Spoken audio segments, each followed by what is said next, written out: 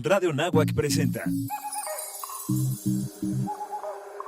De empresario a empresario. De empresario a empresario. Con José Luis Sánchez de la Luz. Una manera inteligente de analizar los negocios. De empresario a empresario. De empresario a empresario. Hola, ¿qué tal amigos? Qué gusto saludarles. Darle la bienvenida a De Empresario a Empresario, como todos los jueves de 4 a 5 de la tarde a través del 1670 de AM. Yo soy José Luis Sánchez de la Luz. Es un gusto darles la más cordial bienvenida a este espacio informativo que como tiene objetivo informar de manera inteligente, de analizar los negocios. Listo para informarles y les invito a que se quede con nosotros. Recuerde que estamos transmitiendo de manera simultánea a través del 1670 de AM en Radio Náhuac. Eleva tus sentidos y de manera digital. Por favor, ingrese en su laptop, PC de escritorio, en su tableta www.radio.anahua.mx. Ponemos a su consideración nuestros dos medios de comunicación oficial. Escríbame un correo empresario@anahua.mx o escríbame un mensaje vía WhatsApp a la línea empresarial al 55 38 79 56 10. Y si usted no tuvo oportunidad de seguir este programa en vivo, búsquenos en Spotify como De Empresario a Empresario, suscríbase al canal de YouTube de Radio Náhuac, búsquenos como Radio Náhuac, ahí en el canal de YouTube, ahí estamos como De Empresario a Empresario, para que usted pueda revivir todas las entrevistas que hemos tenido a lo largo del año con las diferentes personalidades que nos han acompañado aquí en cabina. Así también queremos saludar y agradecer a la preferencia de nuestro auditorio, a la audiencia que nos escucha a través de Facebook, de Twitter, de LinkedIn, Instagram, a los grupos de WhatsApp que mandamos la programación, en este caso de Empresario a Empresario, para que nos escuchen, y agradecerles la oportunidad que nos dan de participar, de llegar a sus oficinas, para que juntos encontremos una mejor solución al modelo de negocios. Y el día de hoy hemos invitado a una personalidad bastante importante para nosotros. Es una persona que es muy activa, es proactiva, siempre está al pendiente de las redes, está buscando siempre cómo mejorar, cómo aportar a la sociedad. El día de hoy vamos a saludar y darle la más cordial bienvenida a la doctora Ludivina Leija Rodríguez. Permítame leer una pequeña reseña y créanme que me costó trabajo sintetizar su vasto conocimiento. Ella actualmente es coordinadora nacional de la Iniciativa de Mujeres en Finanzas en el IMEF. Así también desempeñó las funciones como presidente del IMEF para Coahuila. Actualmente también participa como vicepresidente nacional de sector gubernamental del Instituto Mexicano de Contadores Públicos. Ha sido subsecretaria de Auditoría Gubernamental en la Secretaría de Fiscalización y Rendición de Cuentas del Gobierno del Estado de Coahuila. Ha sido Contralora General de la Universidad Autónoma de Coahuila, auditora especial de la Auditoría Financiera de la Auditoría Superior del Estado de Coahuila, ha sido titular de la Unidad de Contabilidad Gubernamental de la Auditoría Superior del Estado de Coahuila, cuenta con los siguientes estudios. Es doctora en Administración y Alta Dirección. Tiene una maestría en Impuestos, una maestría en Gestión Pública Aplicada, una maestría en Administración, una cuarta maestría en interdisciplinar en el estudio y prevención de violencia de género. Así también es contador público, licenciada en Administración de Empresas y licenciada en Derecho. Nada más para que no se aburran. Con todo este expertise, damos la más cordial bienvenida a la doctora Ludivina Leija Rodríguez, de Empresario a Empresario y Radio Náhuac. Doctora, bienvenida.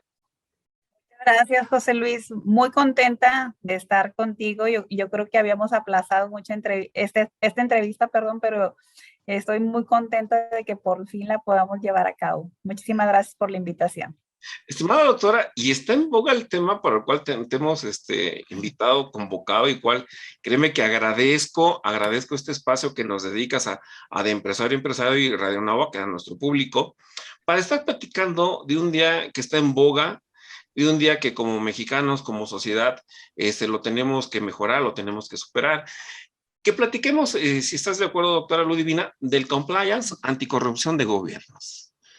Sí, claro, José Luis. Un tema que todos los días leemos en los medios, ¿verdad? Que es el combate a la corrupción, y entonces, pues vamos a empezar a platicar del compliance anticorrupción.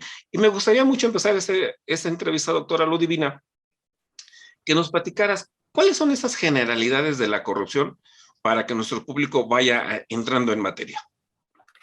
Mira, José Luis, la corrupción ha existido siempre y me voy a remontar a una frase de Enrique Lacordaire, que es un abogado, un jurista del siglo XVII, y desde allá, desde ese momento, ellos decían que la sociedad no es más que el desarrollo de la familia y nos decían que si el hombre sale corrompido de la familia, pues corrompido va a entrar a la sociedad, que es propiamente lo que sabemos que sucede actualmente. O sea, si las bases familiares no están de una manera ordenada, no son honestos, no son íntegros y no tienen ética en el seno familiar, pues difícilmente podrá ser un servidor público de alta honestidad o integridad o un empresario con honestidad.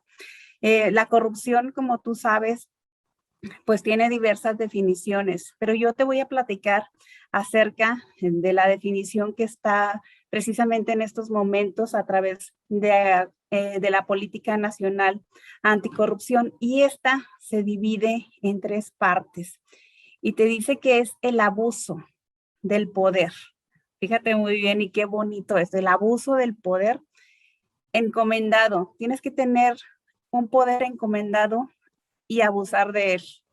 ¿Y para qué abusarías? Para un beneficio propio. Entonces, son 3 partes de la definición de la corrupción y es el poder encomendado, el ejercicio abusivo que hagas de él y que lo tengas en un beneficio propio o en un beneficio de los demás, de terceros, de tu familia, de tu compadre, de tu socio. Entonces, la corrupción en estos momentos yo creo que es uno de los mayores obstáculos que tiene la democracia.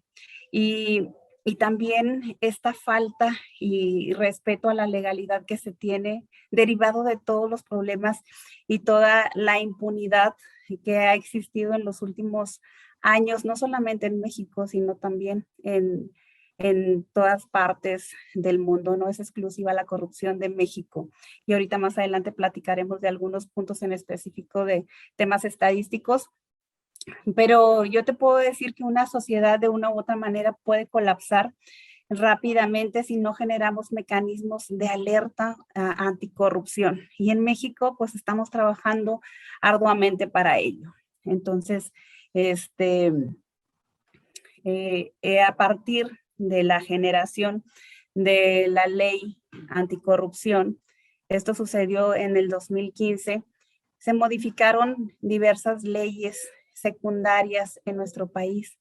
Una de ellas, y que me llama mucho la atención y que me gustaría mucho platicarte de eso, es de la ley de responsabilidades administrativas, la ley general. En esta ley, que yo les digo que es como una Biblia, no solamente para el servidor público, José Luis, y esto es bien importante, sino también para los empresarios y también para quien preste algún servicio al gobierno. Entonces, ahora sí que aquí aplica la de tanto peca el que mata la vaca como el que le detiene la pata, ¿eh? O sea, para que exista un corrompido, tiene que haber alguien que lo corrompa. Entonces, es muy importante que tengamos todo esto en mente y sobre todo que sepamos que el compliance en específico, como su nombre lo dice, es el cumplimiento. Para la parte del sector público, pues sería el cumplimiento de la normativa. Y la Biblia, para nosotros, los servidores públicos y quien presta servicios al sector público, pues sería precisamente la ley de responsabilidades administrativas. Y eso es muy importante, estimada doctora. Pero manejas datos muy interesantes, ya mencionabas que vamos a hablar de los indicadores de la corrupción en México. Y ese es un dato muy importante porque justamente algo que leemos en diferentes medios de comunicación es que hay el combate a la corrupción, pero también hay indicadores. Hay indicadores de la corrupción que hay desafortunadamente en nuestro México y que tenemos que evolucionar como sociedad para combatir este lastre que nos impide crecer. Porque así como nos estás compartiendo el tema, para que haya un corrompido tiene que haber alguien que lo corrompe. Exactamente. Y entonces, mira, esto es de dos. Entonces, si yo como sociedad voy y corrompo a un servidor público, es porque yo estoy buscando un beneficio o trato de buscar un beneficio en ese acto. Así es. Mira, te voy a platicar acerca de algunos indicadores y te platico en específico del índice de percepción de la corrupción de Transparencia Internacional.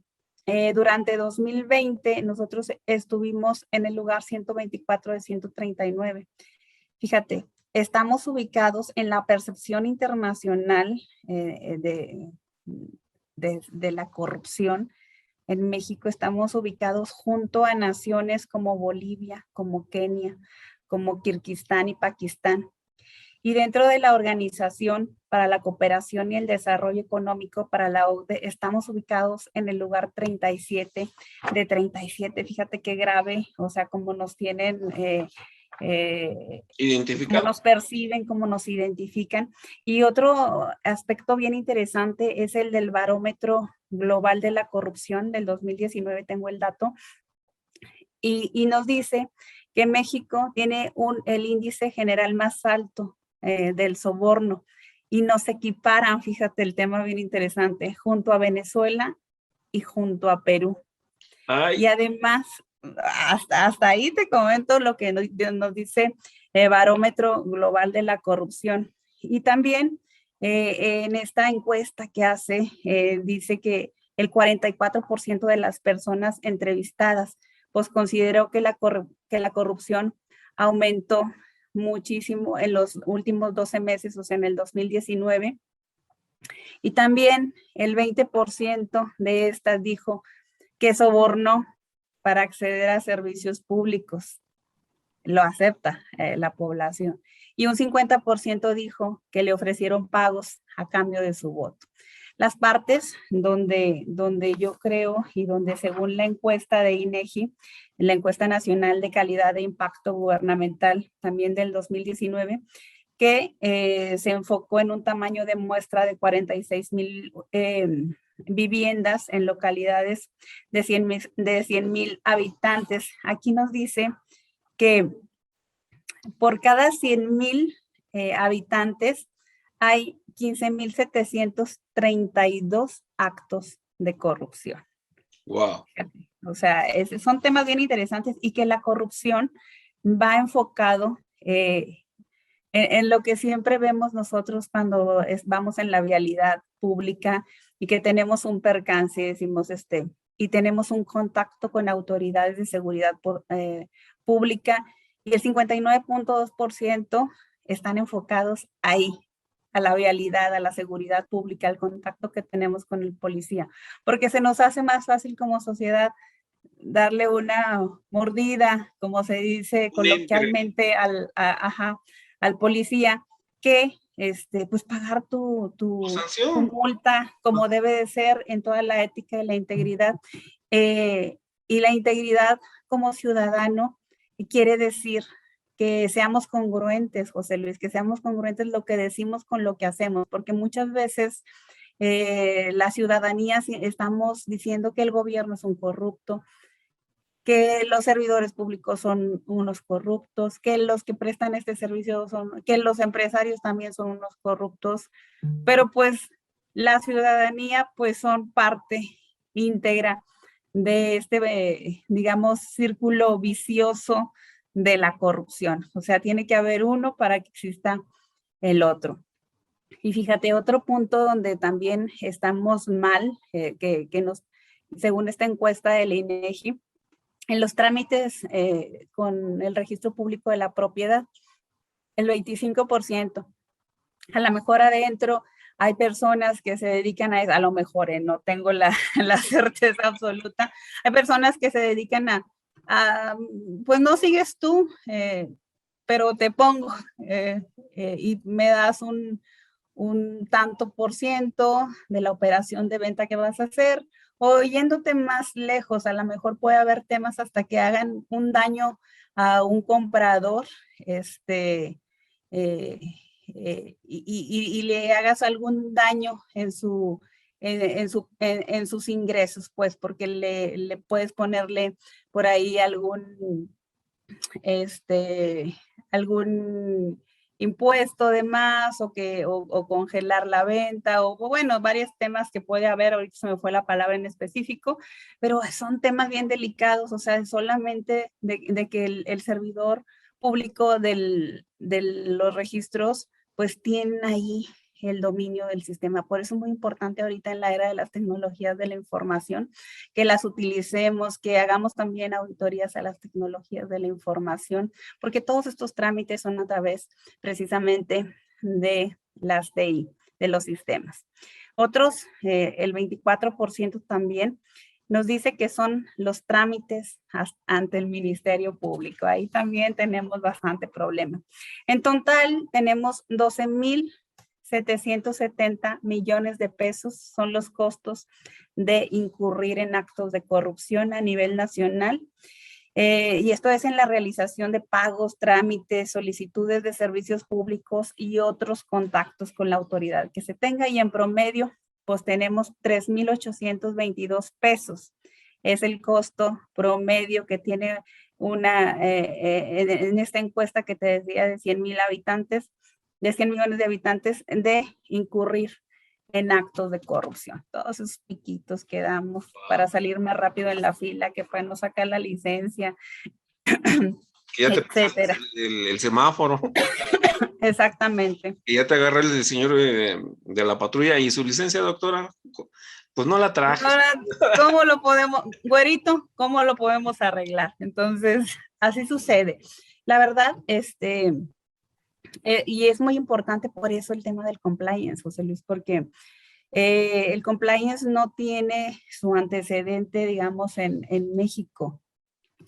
Y la verdad, esto tiene su antecedente y es de la década de los 70. O sea, ahorita estamos en el 2021 y en México apenas estamos arrancando con este tema de compliance gubernamental. Y es Lo platicamos. Es muy importante esta información que nos estaba compartiendo al aire la doctora Ludivina Aleja Rodríguez. Recuerden que ella es la coordinadora nacional de la Iniciativa de Mujeres en Finanzas en el Instituto Mexicano de Ejecutivos de Finanzas del IMEF. Fue presidente del IMEF Coahuila, vicepresidente nacional del sector gubernamental del Instituto Mexicano de Contadores Públicos. Vamos a hacer un pequeño corte, estimado auditorio, permítame hacer un corte. Recuerde que estamos transmitiendo en vivo a través del 1670 de AM. Yo soy José Luis Sánchez de la Luz. Esto es de Empresario a Empresario y usted escucha Radio Nova por el 1670 de AM. Voy a un corte y yo regreso. Estimados amigos, pues ya de regreso, vamos a mandar cámaras y micrófonos con nuestra amiga, la doctora Ludivina Laija Rodríguez, es nuestra invitada el día de hoy, hablando de compliance, anticorrupción en el sector gubernamental, para los gobiernos. Y nos estábamos platicando, doctora, antes de que se acercara el corte en el primer bloque, de estos antecedentes de compliance. Y eso me lleva a la siguiente pregunta. Si tenemos estos indicadores que nos acabas de compartir, ¿cuáles son esos mecanismos contra la corrupción y los beneficios que nos trae el compliance? Mira, como te platicaba antes de entrar a corte, el compliance inicia en Estados Unidos en la década de los 70, en específico de 1973 a 1976 en Estados Unidos, y trajo consigo, fíjate lo importante del movimiento en Estados Unidos, porque trajo consigo la renuncia del presidente Richard Nixon, porque se descubrió ahí que un gran número de empresas realizaban contribuciones que eran muy cuestionables y con propósitos políticos, hacían pagos ilegales, incluían sobornos a políticos y a representantes de gobierno de países extranjeros en beneficio de algunas empresas. Entonces, ahí se dan cuenta, le cuesta la renuncia al presidente, y se emite una ley en Estados Unidos que prohíbe precisamente las prácticas corruptas de ejecutivos de empresas estadounidenses con representantes y funcionarios del sector público o con políticos, o sea, de manera general. Y en esta ley se aboca mucho a lo que es el control interno para prevenir y detectar prácticas corruptas y refuerza las áreas de Contraloría y de Auditoría Interna que pues ahorita pues realmente apenas en México con la ley de responsabilidades se le da dientes a las áreas de Contraloría, pero eso te lo voy a platicar ahorita más adelante. Y entonces, pues el compliance en específico tiene, es un programa que previene riesgos de incumplimiento de la normativa en específico en México, por ser el compliance anticorrupción o en los gobiernos, pues este incumplimiento puede derivar en sanciones administrativas graves y no graves. Y obviamente, pues en que se establezca una tipificación de un delito, que es una conducta grave, el cohecho, el soborno, etcétera.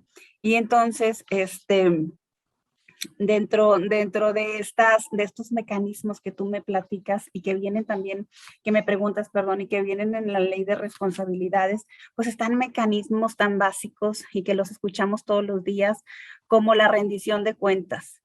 A ver, aquí muchos dicen, oye, la rendición de cuentas a lo mejor no entendemos qué es.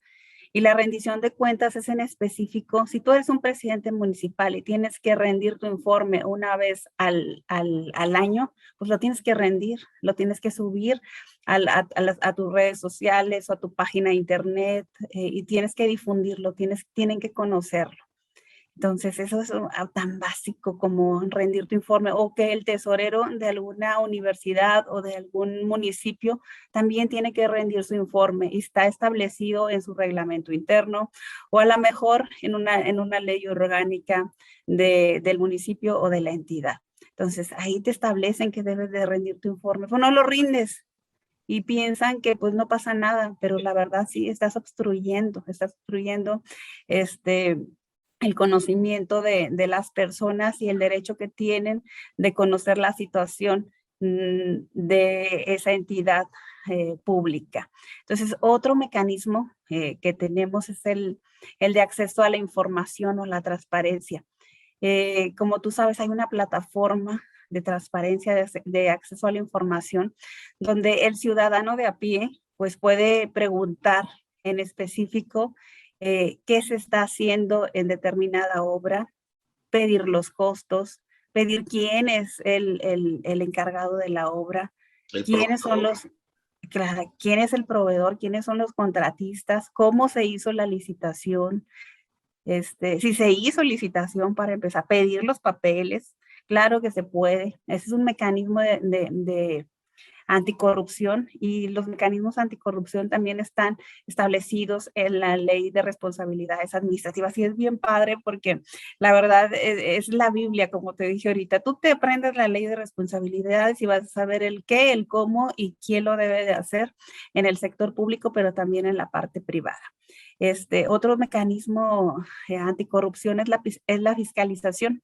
La fiscalización pues la realizan los entes de fiscalización superior, tanto la Auditoría Superior de la Federación como los entes de fiscalización superior locales, que son las auditorías locales, y pues ellos tienen la obligación de rendir un informe, para empezar, de revisar la cuenta pública de los más de 5,000 entes públicos que integran al país, y luego de rendir un informe. En la parte del Auditor Superior de la Federación, pues rinde 3 informes.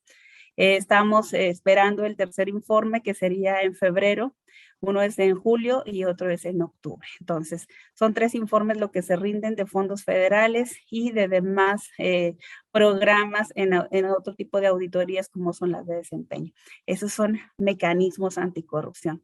Y el más importante que yo considero es el del control interno. ¿Por qué? Porque es preventivo.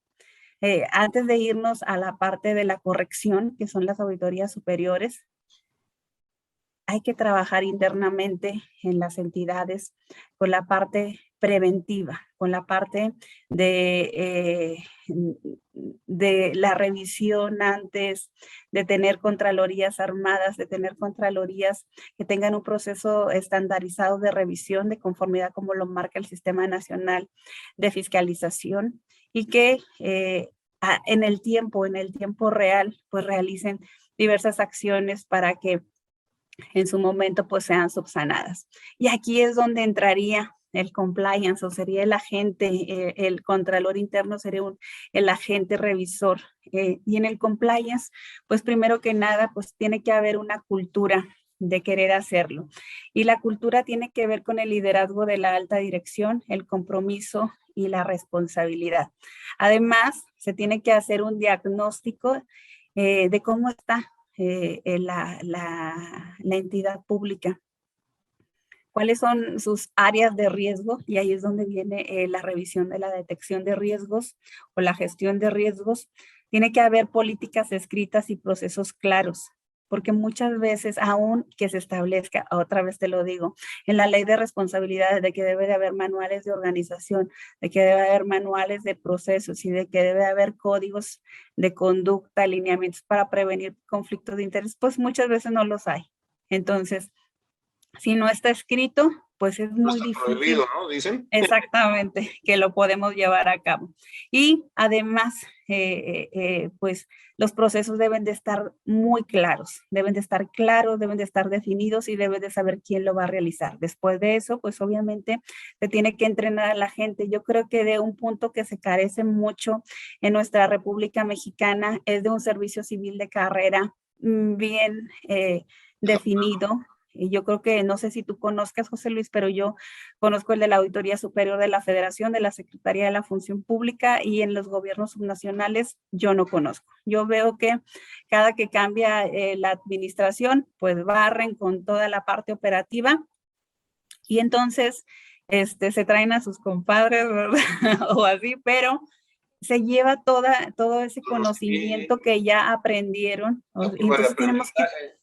Exactamente, tienes que volver a empezar y a hacer otra vez un entrenamiento efectivo de las personas que van a trabajar en la parte operativa, que esas personas en específico no deberían de moverse. A lo mejor estoy de acuerdo en que se muevan las partes directivas, pero no la base trabajadora. Sí, no, exactamente. Pues, la base de la sobre todo, no la toques. Debería. Exactamente. Sobre todo en las partes de contralorías, de tesorerías, donde pues es de seguridad pública, donde la verdad es muy difícil, o sea, volver a encarrilar a las personas y que tengan el expertise. Obviamente se va a gastar mucho dinero. Y otra parte del compliance es precisamente aquí el monitoreo y la auditoría que se tiene que hacer de los procedimientos que ya están escritos, que ya capacitaste, que ya dijiste dónde están tus riesgos, que ya los detectaste y los subsanaste. Y también lo más importante, pues los mecanismos de denuncia. Aquí en el gobierno pues se utiliza mucho la línea ética de la denuncia para problemas también internos y también externos, pero con la nueva ley de responsabilidades, José Luis, también se puede hacer denuncias a las áreas de investigación que están en las contralorías de cada órgano, de cada municipio, de cada entidad, de cada órgano autónomo del sector público, y tú puedes interponer tu denuncia. Y nosotros, como control interno, pues tenemos que realizar la debida auditoría sobre la denuncia que tú estás interponiendo. Y esto es muy importante, doctora Ludivina, porque si queremos dar el salto de calidad como sociedad, pues también debemos de prever, como lo estábamos platicando desde el inicio del programa, en el primer bloque, pues de que también como sociedad civil, ciertamente se generan empresas, se generan liderazgos, fortalecimientos, pero ese pecadito venial que tenemos ahí de la corrupción, pues también está en nosotros como sociedad, no corrompernos. Si me pasé el semáforo, pues acercarme a aceptar cuál es la multa que tengo que pagar, por ser un ejemplo, o si se me olvidó la tarjeta de conducir o la licencia, pues aceptar que cometí un error, que me descuidé y que pues debo ser sancionado por infringir eso, ¿no? Al final, y siempre lo comentamos aquí al aire, que el desconocimiento de la ley no me exime de su cumplimiento. Y si yo voy a tapar el sol con un dedo, me quejo de la corrupción, pero también si yo incumplo algún ordenamiento y en lugar de pagar la sanción o cubrirla o prevenirla, digo, pues es más fácil prevenir, es más barato prevenir que pagar una multa. Exacto. Si yo no lo hago, entonces también estoy incumpliendo esta parte. Pero sí, fíjate, Perdón, y ahí me voy con una frase de Kamal Hassan que dice, oye, cuando no tomas una postura en contra de la corrupción, pues tácitamente la estás apoyando. Claro. Entonces, hay que tomar postura, hay que ser íntegros, éticos y con una cultura de la legalidad desde casa.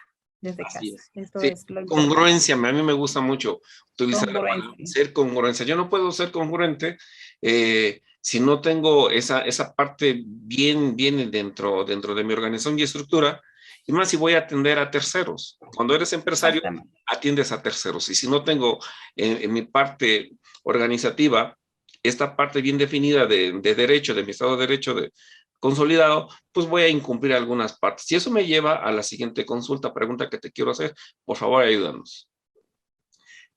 Actualmente, ¿tú cómo vislumbras la política nacional anticorrupción y cuál es la fortaleza que se pueden utilizar las autoridades en esta ley general de responsabilidad administrativa? Mira, yo creo que se ha hecho muy buen trabajo entre la sociedad civil y el gobierno, y de eso se trata la política nacional anticorrupción. Eh, y yo creo que dentro de estos ejes anticorrupción que se han establecido, lo más importante que veo es simple y sencillamente los lineamientos para prevenir la corrupción tanto en la parte privada como en la parte pública. Con la emisión de la ley de responsabilidades que tuvo su origen a partir del 2015, cuando se presenta la iniciativa de reforma de la Constitución Política de los Estados Unidos Mexicanos del artículo 113 constitucional y que da precisamente vida al Sistema Nacional Anticorrupción. De ahí hay una serie de movimientos legislativos que se hicieron en nuestra República Mexicana y se hizo la modificación o la adición de 7 leyes secundarias, entre ellas pues la Ley de Responsabilidades Administrativas. Entonces, en esta ley en específico te establece cuáles son tus obligaciones como servidor público, cuáles son tus obligaciones como prestador de servicios y también se fortalece diversas instituciones y se crean otras instituciones más. ¿Cuáles instituciones se fortalecen, José Luis? Se fortalecen las contralorías internas o los órganos internos de control y eso va en referencia a lo que platicábamos ahorita de ser preventivos. Y se fortalece porque se abren distintas aristas o distintas áreas muy importantes para prevenir precisamente la corrupción y para sancionarla, que es lo más importante. Yo creo que ese último eslabón es el que a veces nos falta y es el que da origen a la impunidad. Entonces, se crean las áreas de investigación, sustanciación y resolución. Las áreas de investigación, yo les digo, un área de investigación es como un MP. Es una segunda oportunidad para aportar pruebas que tienen los auditados sobre un resultado en específico. Y ahí se crea un IPRA, que es un inicio de procedimiento administrativo. Este inicio de procedimiento administrativo puede ser por faltas administrativas o puede resultar en faltas administrativas no graves que van a ser sancionados en el mismo órgano interno de control. Pero también puede ser una falta administrativa grave, como la que platicamos ahorita, como el soborno, como el cohecho, como el desacato. Y esta, pues, tiene la facultad del órgano interno de control de pasarlo al Tribunal de Justicia Administrativa, que es una figura de nueva creación federal y estatal, y también a la Fiscalía Anticorrupción. Entonces, hay estos organismos que ya se encargan de que la investigación y la resolución que haya detectado el órgano interno de control pase a una segunda instancia ejecutora de ley. Y en específico, el Sistema Nacional Anticorrupción, como se engloba, haz de cuenta que es una coordinación que se hace entre las diversas autoridades, tanto las que previenen, las que detectan y las que sancionen. Oye, ¿cuáles son las que previenen? Pues la Secretaría de la Función Pública y las Contralorías Estatales. ¿Cuáles son las que detectan? pues la Auditoría Superior de la Federación y los entes de fiscalización superior locales, y las que sancionan, pues obviamente está el Tribunal de Justicia Administrativa y la Fiscalía. Entonces, algo muy importante es que se tipifican las conductas graves como, ya de manera legal, o sea, tienen una tipificación en el Código Penal. Entonces, hay cambios, se Los tipifican dientes, como ahí están conductas los dientes. graves, exactamente, y entonces ahí es donde se establecen estas formas. Y mira, cuando son conductas no graves, que son como, oye, no cumpliste con el código de ética o fuiste irrespetuoso con algún compañero, o hiciste una falta administrativa en algún papeleo, pero que no redunda en un acto de corrupción que puede ser conflicto de intereses, o que tu intervención haya sido para algún tema de hechos de corrupción, como en alguna licitación. Entonces, cuando son menos graves, ahí es cuando son conductas no graves. Eso es muy importante. Estimado auditorio, permítame hacer un nuevo corte. Recuerde que estamos transmitiendo en vivo a través del 1670 de AM en Radio Nahuatl. Yo soy José Luis Sánchez de la Luz. Esto es de Empresario a Empresario. Estimados amigos, ya estamos de regreso en De Empresario a Empresario, platicando hoy día con nuestro invitado, la doctora Ludivina Leija Rodríguez. Ella es coordinadora nacional de la Iniciativa de Mujeres en Finanzas en el Instituto Mexicano de Ejecutivos de Finanzas, el IMEF, y vicepresidente nacional del sector gubernamental del Instituto Mexicano de Contadores Públicos. Vamos a entrar en nuestro tercer bloque y aquí, estimada doctora Ludivina, aprovechando que te tengo aquí en vivo y en cámaras y micrófonos, hablando con este tema también que es muy importante, de la equidad de género en los puestos de alta dirección. Hablando de una luchadora social incansable como tú, que participas en el IMEF, en el Instituto Mexicano de Contadores Públicos, en el sector gubernamental, me queda claro que tienes muy bien identificado qué debemos de hacer como sociedad, que también es un área de oportunidad que tenemos en nuestro México, para que la mujer tenga más presencia en la alta dirección, no solo en el sector gubernamental, en la iniciativa privada. Más allá de ser mujer o ser hombre, precisamente la equidad de género es que se nos valore tanto a la parte del sexo femenino como masculino en el área laboral, como eso, como un perfil técnico, un perfil capaz y un perfil que va a enfrentar de manera igualitaria tanto el hombre como la mujer el reto de realizar un trabajo. Pero los números pues no nos dan, porque pues a nivel internacional el 20% de las mujeres directivas, de las mujeres, pues solamente el 20%, perdón, ocupan un lugar directivo. O sea, el 80% se lo lleva el sexo masculino, a lo mejor por diversas enfoques que se tienen en la parte de la iniciativa privada y de la iniciativa pública, de la parte pública del sector público, y a lo mejor es precisamente la parte biológica que tenemos las mujeres, que es precisamente que pues somos encargadas de una o de otra manera del rol de la maternidad. Y precisamente yo creo que eso ha sido una de las grandes luchas, que no porque tengas a lo mejor de manera biológica diferencias con los hombres, pues podemos no ser tan capaces como como lo son ustedes los caballeros. La verdad, no, creo que esto va muy experta. Yo te agradezco y yo reitero, o sea, te agradezco muchas veces a ti y a todas las mujeres invitadas. Nosotros tratamos siempre de nivelar, de que siempre haya esa equidad. Digo, hay mujeres tan talentosas que nos han acompañado en estas cabinas, que nuevamente te agradezco que hayas dejado un espacio en tu amplia agenda y cerrada agenda que mañana tienes que irte corriendo a la convención IMEF, por estar con nosotros en Cabina y Micrófonos, platicándonos de estos conceptos, que también es muy importante que como sociedad tenemos que avanzar. Hay iniciativas, por ejemplo, en algunas cámaras. Comento de las que yo conozco. No puedo generalizar para no herir susceptibilidades con mis amigos empresarios en otras cámaras. Pero, por ejemplo, yo sí identifico que en Canacintra, Coparmex, en Canacope, por mencionar algunas, las que yo ubico, si hay esos cuadros, si hay esos esfuerzos por promover el liderazgo de la mujer. Obviamente el Instituto Mexicano de Ejecutivos de Finanzas, obviamente el Instituto Mexicano de Contadores Públicos.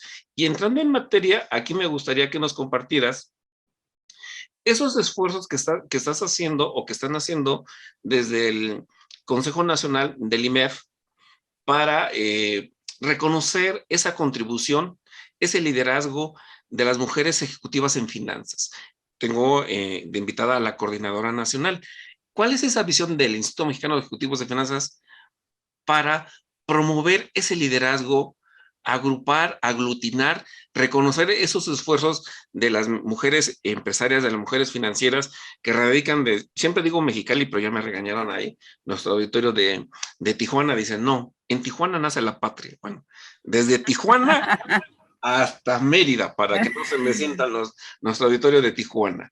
¿Cómo reconocer como IMEF estos esfuerzos que hacen las mujeres para nuestra sociedad, desempeñando esos puestos de alta dirección?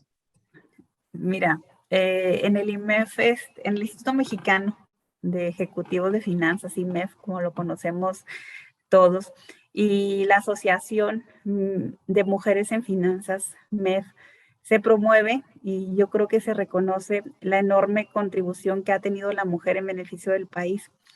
Y pues esto ha sido en diferentes ámbitos y con diferentes herramientas.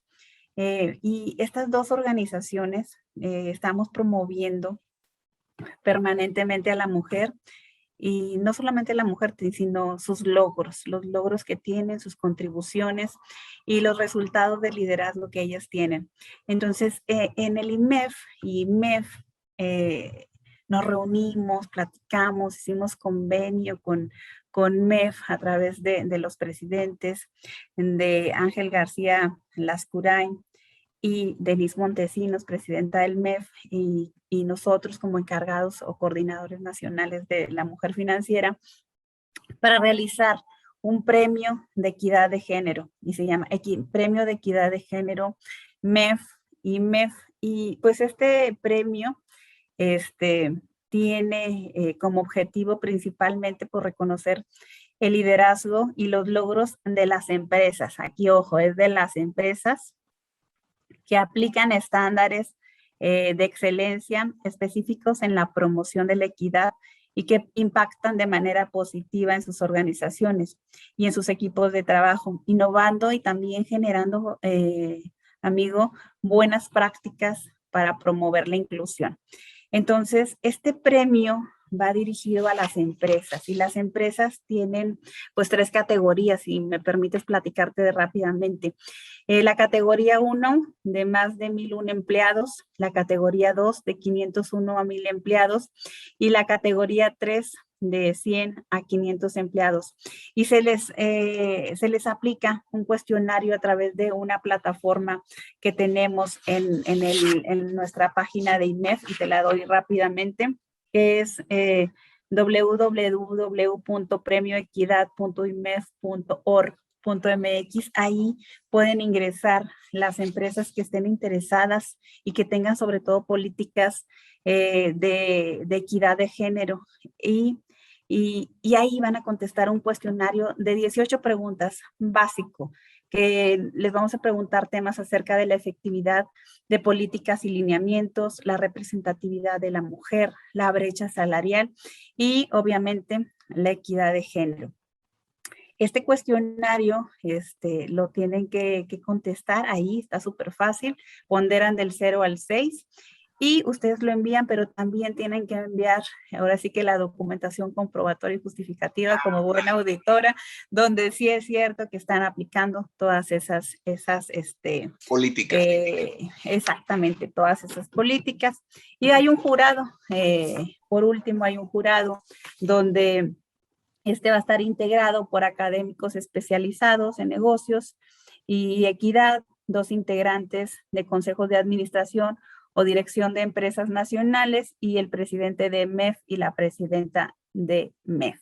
Entonces, es una iniciativa, es un premio padrísimo, la verdad estamos muy contentos con esto, lo sacamos en esta coordinación que tenemos IMEF con MEF y pues muy contentos de que arranque, tienen ustedes de ahorita que me están viendo hasta el 15 de febrero de 2022 para ingresar a la página premioequidad.imef.org.mx y contestar su cuestionario. Entonces, esto es una invitación de equidad de género, la responsabilidad social del IMEF para convocar a ese liderazgo en finanzas del sector femenino. Esto es nacional, ¿verdad? Así es. Esto es, entonces, aquí tienen... Sí, son empresas con establecimiento permanente en el país. Ok, entonces, si nos están escuchando nuestras amigas empresarias desde Tijuana, saludos a Tijuana, no se vayan a encelar mis amigas de Mexicali, también Mexicali, hasta Mérida, pueden participar para que sean susceptibles de participar en esta situación, en esta iniciativa de reconocer la equidad de género en las finanzas que el Instituto Mexicano de Objetivos de Finanzas y las mujeres en finanzas están promoviendo. Y eso es muy importante porque estamos hablando entonces de empresarios. Estamos hablando con empresarios. Y yo veo aquí en tu currículum, en tu reseña, estimada doctora, que también eres emprendedora, también eres empresaria. ¿Cómo decides? Algún defecto tenía que tener, amigo. Dime, después de leer esta amplia reseña y todas tus actividades, ¿cómo decides emprender y en qué consiste tu emprendimiento? Digo, para que convoques y vean que emprender es desde si yo salgo de la universidad a tu grado, que es una doctora, una personalidad y que tienen todo el know-how del mundo y por haber. Mira, José Luis, qué bueno que me preguntas eso. La verdad, yo soy una apasionada de la educación, me encanta la educación y a través de los años y de mi ejercicio profesional me ha gustado mucho la educación en línea y hemos generado diversos contenidos para los funcionarios públicos del país, desde la realización de diplomados generales a través de la Auditoría Superior del Estado de Coahuila, y que se capacitó a más de 130,000 funcionarios públicos en 18 meses. Ahí me di cuenta de la expansión del conocimiento, o sea, de con pocos recursos se puede expandir demasiado el conocimiento a través de las tecnologías de la información y la utilización de paquetes o de programas educativos. Entonces, precisamente eso, después de tiempo, hace 2 años decido emprender precisamente a través de una escuela de posgrados y que se llama Centro de Estudios en Gestión Pública. Y este Centro de Estudios Superiores en Gestión Pública se dedica a capacitar a quien quiera sentarse en una silla en el sector público, a quien quiera prestar sus servicios al sector público, a quien quiera conocer cómo se manejan las cosas en el sector público. Y tenemos diversos posgrados. Tenemos hasta ahorita 3 especialidades. La especialidad en buen gobierno, que esa es la base y nos dice, oye, si tú que te quieres sentar en un puesto público, toma esta especialidad en buen gobierno y te dice cómo puedes llevar a cabo tus funciones.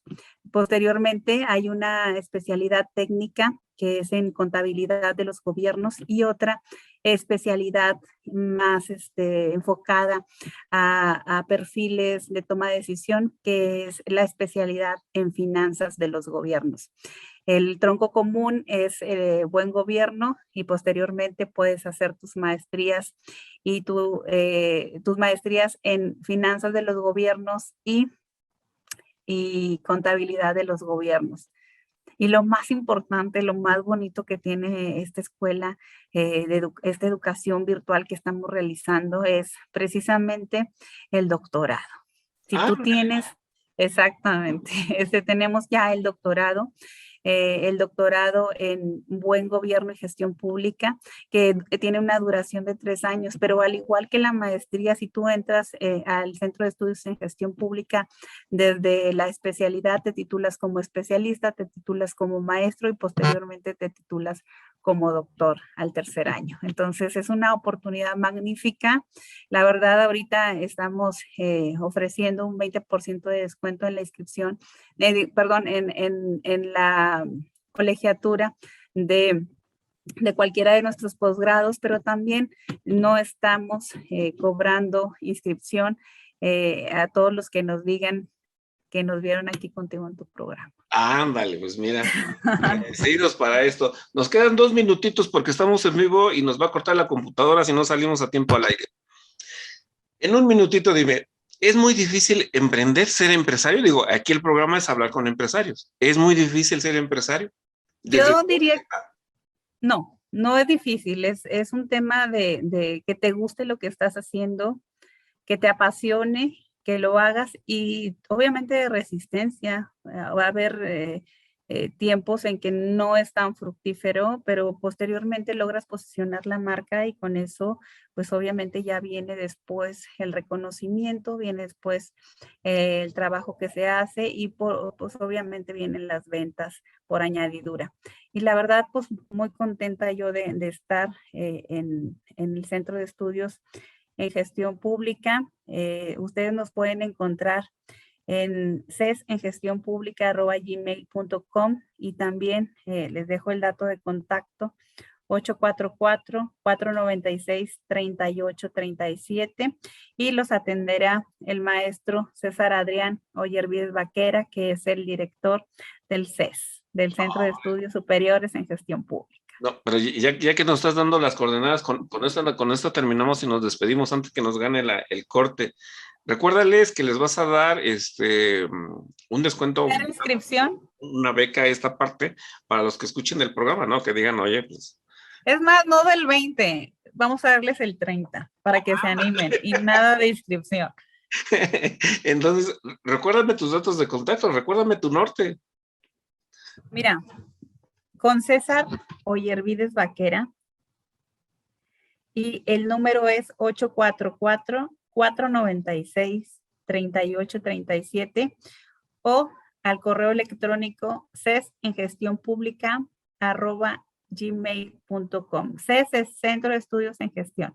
cesengestiónpublica@gmail.com o en nuestras redes sociales, en Instagram, en Facebook, nos encuentran como Centro de Estudios Superiores en Gestión Pública. Doctora Ludivina, nos gana la computadora. Muchas gracias por estar con nosotros. No, hombre, gracias a ti por invitarme. Un abrazo. Y espero verte pronto.